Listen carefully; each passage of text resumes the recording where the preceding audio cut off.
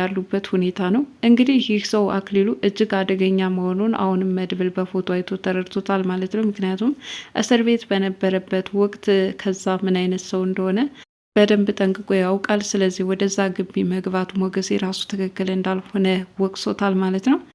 አሁን ላይ ሰገን በአክሊሉ እጅ መሆኗን ተከትሎ እስኪ ስለታገተችው ልጅ ማንነት ታውቃላችሁ? እስኪ ፎቶግራፍ ካላችሁ አሳዩኝ እያለ ነው። እንግዲህ ፎቶግራፉን አንስተው እንዳልያዟት ነው ሞገሴም ቢሆን ሉላ የመለሱት። ነገር ግን የራሱ ፍቅረኛ ናት። ከአመታት በፊት ምን ያህል ደስ የሚል ጊዜ ያሳልፉ እንደነበረ እያስታወሰም ለሞገሴ ሲነግረው ነበር። ነገር ግን ያቺ የሚወዳት ፍቅረኛው ያቺ የሚወዳት ሰገን በአቶ አክሊሉ እጅ እየተሰቃየች እንደሆነ የተረዳው ነገር የለም። ብቻ ግን ዋነኛ ዓላማው ወደዛ ቤት የመጣበት ሞገሴን ለመርዳትና እንዲሁም ታግታለች ስለተባለችው ልጅ ከስቃይዋ ለመገላገል ይሆን እንጂ የሱ የሚወዳት ያቺ እንቁዋ ሰገን መሆኗን የገለጠለት አዲስ ታሪክ የለም ማለት ነው። ስለዚህች ልጅ ጉዳይ እንግዲህ በምን አይነት መልኩ እነ ሞገሴ እውነት ፎቶግራፍ ይሰጡት ይሆን? የእሱ ፍቅረኛ እዛ ውስጥ እየተሰቃየች መሆኗን ካወቀ መድብል እስከ ህይወት ህቅታ የሚታገለው ይሆናል። ይህ ሰው እንግዲህ ዛሬ ቤቱን ሁሉ ቁልፍ ቀይሯል። በሌላ በኩል ሌላ ተጨማሪ ዘበኛ እንደሚያስፈልገው ለደላላው ለመርዞ ተነግሮታል።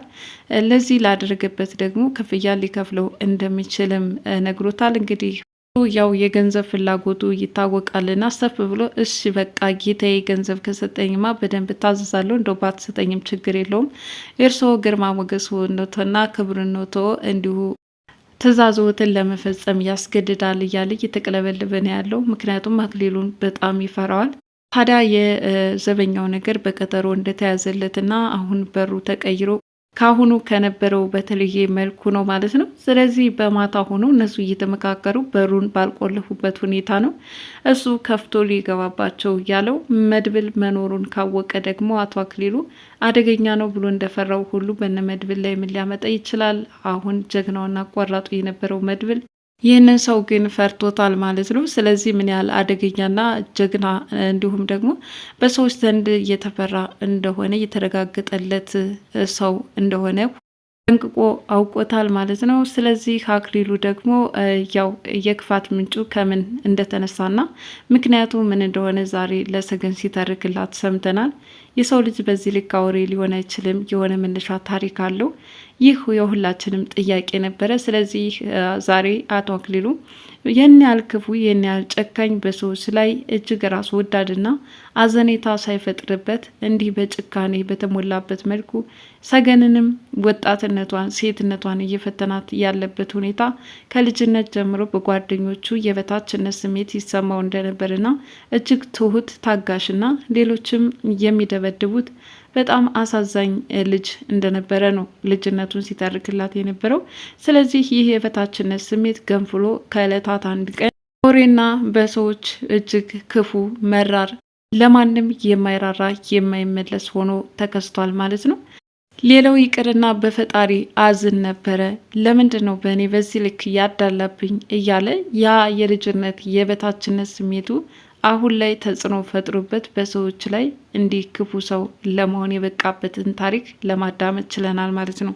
ሌላኛው እንግዲህ ዛሬ አቶ አክሊሉና ሉላ ክፉኛ ሉላ ወጥመድ ውስጥ ልትገባ እግዚአብሔር ነው ያወጣት ማለት እንችላለን። ልጅቷ ጥበበኛና ጀግና ባትሆን ኖሮ እንደታሰበው እስካሁን ኤፍራታን አንድ ቀን ምን ያህል ሲያሰቃያት እንዳደረ ተመልክተናል። እናም ዛሬ ሉላን ለረጅም ሰዓታት ስልክ እያወራች ነበረ። በዚህን ሰዓት እንግዲህ የእሷን መሽኮርመም በውበቷ ተማርኮ ይች ልጅማ ሄጄ ቀርቤ ላናግራት ይገባል በማለትም ቀርቧት እኔ ጋ ታድሪያለሽ፣ እኔ ጋ ትተኛለሽ፣ እኔ ቡና ታፋይልኛለሽ እያለ በገንዘብ ሊደራደራት ፈልጓል። እሷ ደግሞ ገንዘብ የማይገዛት የሞገሴ ታማኝ ሚስቱ ስለነበረች በሩን ገልብጣው ገብታለች ማለት ነው። እንደምንም ራሷን አድናለች። ታዲያ እሷን እንዲህ ካያት በኋላ ይችን ልጅ የት ነው ማውቃት? የማውቀው ሰው እዚህ ግቢ ተከራይቷል ማለት ነው፣ የሆነ ሰውም አለ እያለ እየተጠራጠረ ነው ያለው። ስለዚህ አክሊሉን ከጀርባ የሚያጠኑት ሌሎች ሰዎች እንዳሉ ነው እየተረዳ ያለው። ለዚህ ነበረ ተጨማሪ ዘበኛ ግቢ ውስጥ ተቀጥሮ እንዲሰራለት በመፈለግ ቤቱን በሩን ቁልፉን እስከ መቀየር ደረጃ የደረሰው። ሰላም የሰገን ድራማ ተከታታዮች እንደምን አላችሁ? ሰገን ከስቃይዋ ወጥታ ይሆን? እንዴት ሰነበተች? ሁሉንም እንዳስሳለን። መድብልስ በሞገሴ ህይወት ምን አዲስ ድል አስመዝግቦ ይሆን? እንዳስሳቸዋለን። እንግዲህ በባለፈው ክፍል ሞገሴ ያኔ ፎቶግራፉን ለመድብል ሲያሳየው ይህም አክሊሉ አይደል? በጣም አደገኛ ሰውን ያሳየኝ፣ እንዴት ሊሆን ይችላል? እንዴት ሞገሴ በዚህ ልክ ደፈርክ? በማለት ተቆጥቶታል። ፕላንም ቢሆን አንቺም እኮ እንደ ሚስትነት ግዴታ አለብሽ፣ የአንበሳን መንጋጋ በሆነ ነገር እያታለሉ መቅረብ ነው እንጂ እንዲህ ዘሎ አይገባበትም በማለት ነው ያስረዳው ማለት ነው። እናም ይህን ሰው ታውቀዋለህ እንዴ ሲል ሞገስ የሚጠይቀው፣ አላው በሚገባ አውቀዋለሁኝ፣ መታሰሬ በፊት ብዙ ሰዎች የሚፈሩትና ጨካኝ ሰው እንደሆነ ተረድቻለሁ በማለትም መድብል ያስረዳዋል ማለት ነው። ስለዚህ ምን ማድረግ አለብን በማለት ያው ወጥተው እየተወያዩን ወደ ሻይ ቤት ሄደው ማለት ነው። በሌላ በኩል አቶ አክሊሉም ለሰገን ይተርክላት ገብቷል። ያው በስቃይ የምታልፈው ልጅ አሁን ማን ይደርስልኛል ብላ ብታስብም በጭራሽ ማንም ሊመጣላት አልቻለም። እናም ይህ ሁሉ ጭካኔ ከምን እንደመነጨ ላስረዳሽ እፈልጋለሁ እያለም ይተርክላት ገብቷል። ተጨማሪም በሰገን አእምሮ ላይ የሚናገረው ነገር እጅግ አስደንጋጭና ክፉ ነገር ነው። ፍቅረኛሽ በህይወት የለም፣ አንቺን ቀብሮሽ እሱም ተቀብሯል፣ እስር ቤት እንዳለ ነው ህይወቱ ያለፈው በማለት ነው የነገራት። እሷም በጭራሽ አይሆንም፣ እኔንም አልቀበረኝም፣ የቀበርከኝ አንተነ ስትል ነው እየተናገረችው። ቢሆንም ግን ፍቅረኛው አሳልፎ እንደሰጣት ነበረ ሲያወራ የነበረው።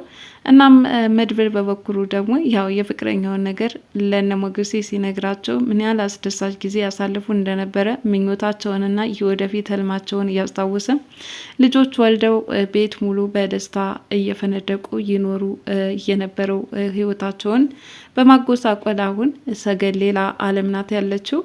ፍቅረኛው እየከዳችው አሊያም ደግሞ በሆነ ምክንያት የተለየችው መስሎ ነው የሚታየው። ያችን የመሰለች ቆንጆ ልጅ ግን በአክሊሉ እጅ ገብታ እየተሰቃየች ያለችበት ሁኔታ ነው።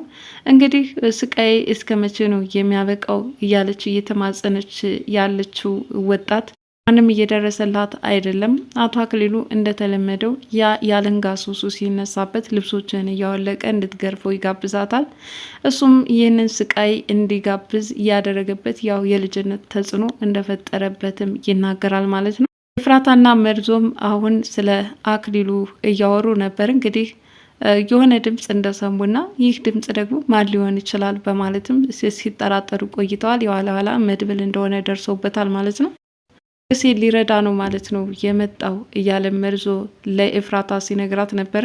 ሞገሴ ግን ከዚህ ግቢ የመጣበት የሆነ ምክንያት አለው። ምክንያቱም ስራ ስሩን ሁሉ እየፈተሸ አይቼዋለሁኝ እና ያለ አንድ ምክንያት እኛንም ቢሆን እዚህ ጋር አልሳበንም፣ እንድንረዳው ፈልጎ ይሆናል፣ እኛንም ስቃይ ውስጥ ከተተን እያሉ ነው።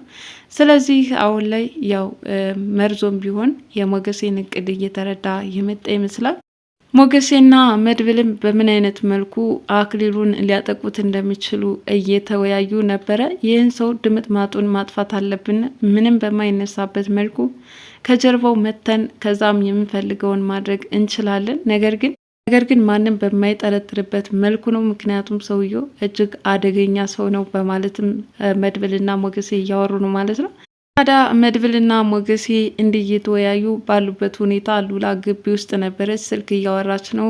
ማንም እያለም አልመሰላትም። ድንገት እሷ እያወራች ግን ከፊቷ መጥቶ ይደቀንባታል አቶ አክሊሉ የተባለው ግለሰብ። በመጀመሪያም በውበቷ ተማርኮ ሲኮረመም ቆይቷል። እች ልጅማ ውይ እንዴት አባቷ ነው የምታምረው፣ ስልኩ ላይ ደግሞ አደረችበት፣ ወይ ባሏን አልፈለገችው ማለት ነው፣ ሌላ እየተጀናጀነች ማለት ነው እያለም ብዙ ነገር ሲያስብ ነበር። የኋላ ኋላ ታዲያ ምንም ሳታስበው እሱም መጥቶ ቆይ አንቺ እዚህ ምን ታደርጋለሽ? ብቻሽን ማን ጋር ነው የምታወሩ? እያለም ሲጠይቃት ነበር። እሷም እንዴት አንተስ እዚህ ብቻህን ልጅ የለህም እንዴ? ለምን ብቻህን መኖር ፈለግ? አይ ድሀ መውለድ የለበትም እና ስታረጅ ማን ይጦርሃል ስትል ነበር እየመለሰችለት። አይ እኔ ለመጦር ሲል የማይፈልገውን ህይወት ወደዚህ ተወልዶ መሰቃየት የለበትም። አይሽ አይደል እኛ ሰዎች ስንባል በጣም ራስ ወዳዶች ነን። የራሳችን ጥቅም ካልኩሌት እየሰራንን የማይፈልገውን ፍጥረት ወደዚህ ምድር ማምጣት ሲል ነበር ለሉላ የመለሰላት። ወልድ ግን ሳይሻልህ አይቀርም በማለት ስትመልስለት እሱ እንግዳውስ መውለድ ካማረሽ አንቺ ውለጅልኝ ሲል ነበረ። በገንዘብ ሊደራደራት እንደውም 1 ሚሊዮን 2 ሚሊዮን እያለ ሲደረድርላት የነበረው።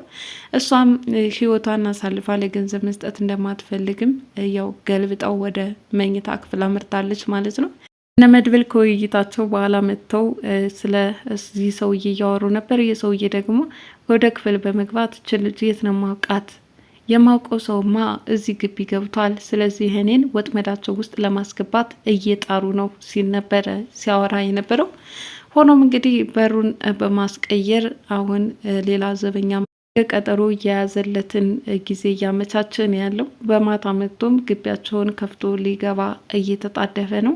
ከበሩ ጋር ትግል ነበረ። ይህንን መድብል ቁጭ ብለው እየመከሩ ነው። ለማንኛውም ራሳቸውን ቀድመው ካልተከላከሉ በስተቀር አሁን ባሉበት ሁኔታ ግን ነገር እንዳይገጥማቸው ያስፈራል ማለት ነው። እንግዲህ በዚህ ድራማ ፋይቱ መፋጠጡ በጣም ቀጥር ስበርሳቸው ውስጥ ትንፋሳቸው ጭንቅ ጭንቅ እያሉ ያሉበት ሁኔታ ነው። በቀጣይ ክፍል እስከምንገናኝ ድረስ ለዛሬ የነበረኝ የሰገን ድራማ ይህንን ይመስል ነበር። ሌላ ቪዲዮ እስከምንገናኝ ድረስ መልካም ጊዜ። ባይ ባይ።